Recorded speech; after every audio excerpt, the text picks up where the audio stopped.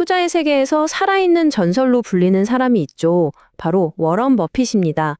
그가 최근에 어쩌면 마지막이 될지도 모를 아주 특별한 편지를 남겼는데요. 오늘은 그의 수십 년 투자 철학, 그리고 삶의 지혜가 고스란히 담긴 이 작별 인사를 함께 열어보려고 합니다. 저는 이제 조용해지려 합니다. 정말 간단한 한마디죠. 수십 년 동안 버크셔 서웨이라는 거대한 제국을 이끌어온 거인이 던진 말입니다. 이게 그냥 은퇴하겠다는 말을 넘어서요. 자신의 영향력에서 한 걸음 뒤로 물러서겠다는 아주 겸손한 작별 인사의 시작이었습니다. 이 편지 한 통에 정말 많은 것이 담겨 있습니다. 공식적인 은퇴 선언도 있고요. 누가 자기 뒤를 이을 건지 그 후계자 지목도 있고요. 그리고 수십 년간 함께 해온 주주들에게 전하는 마지막 생각까지. 단순한 편지가 아니라 말 그대로 한 시대의 마무리를 알리는 그런 문서인 셈이죠. 자, 그럼 첫 번째 파트입니다. 버핏의 작별 인사. 그가 말한 조용해진다는 게 구체적으로 뭘 의미하는 걸까요? 편지에 담긴 핵심 발표 내용부터 한번 자세히 들여다보겠습니다. 그의 작별은 그냥 말로만 그치지 않았습니다. 추수감사절에 맞춰서요. 버크셔 주식 270만 주. 당시 가치로 따지면 정말 수십억 달러에 달하는 어마어마한 금액인데 이걸 4개의 가족재단에 기부했습니다. 은퇴를 알리는 동시에 그의 오랜 신념인 박애주의를 다시 한번 행동으로 보여준 거죠. 그리고 아마 가장 궁금해하셨을 소식일 텐데요. 바로 그렉 아벨을 자신의 공식 후계자로 지명했습니다. 버핏은 그를 두고 훌륭한 경영자이자 정직한 소통가라고 칭찬하면서 그에 대한 전폭적인 신뢰를 숨기지 않았습니다. 이제 두 번째 이야기로 넘어가 보죠. 오마하의 마법입니다. 버핏 하면 떠오르는 곳 바로 네브래스카주 오마하잖아요. 그의 유산은 바로 이 미국의 심장부에 아주 깊이 뿌리내리고 있습니다. 편지에서 그는 자신의 성공이 어떻게 이 작은 도시와 연결되어 있는지 회상합니다. 이야기는 1938년으로 거슬러 올라가는데요. 어린 버핏이 정말 끔찍한 복통으로 거의 죽음의 문턱까지 갔었다고 합니다. 그런데 그때 한 유능한 의사 덕분에 기적적으로 살아났죠. 이 경험이 그가 평생 운의 중요성을 강조하게 된 계기가 됐다고 해요. 그리고 그의 인생에서 빼놓을 수 없는 평생의 파트너, 찰리 멍거가 있죠. 여기서 정말 놀라운 사실이 하나 있는데요.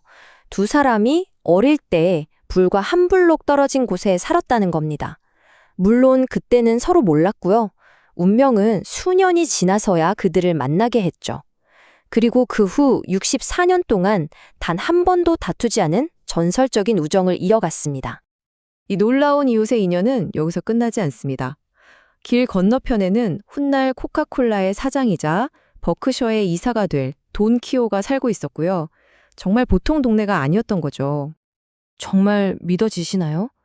버크셔의 역사에 아주 중요한 역할을 한 월터 스콧, 스텔 립시는 물론이고요. 심지어 그의 후계자인 그렉 아벨까지 모두 어릴 때 이 몇 블럭 안에서 자랐다고 합니다. 버핏 스스로도 이렇게 묻습니다. 오마하의 물에는 무슨 마법의 성분이라도 있는 걸까?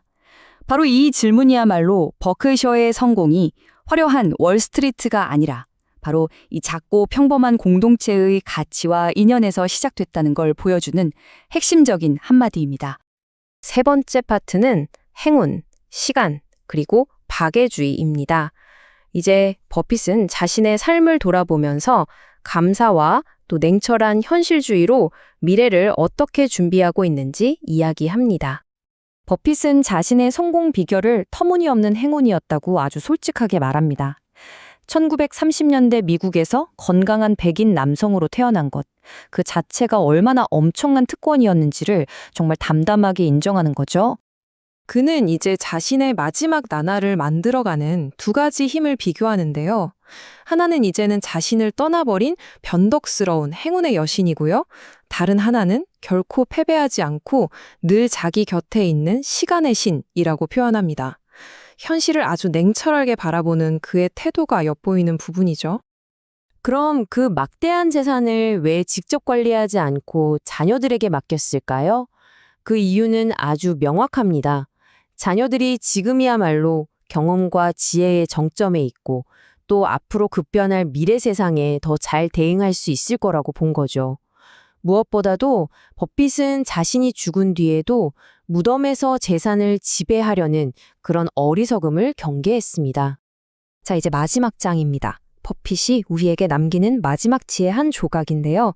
편지 마지막 부분에서 그는 비즈니스와 삶, 그리고 유산에 대한 아주 강력하고 시대를 초월하는 조언을 남깁니다.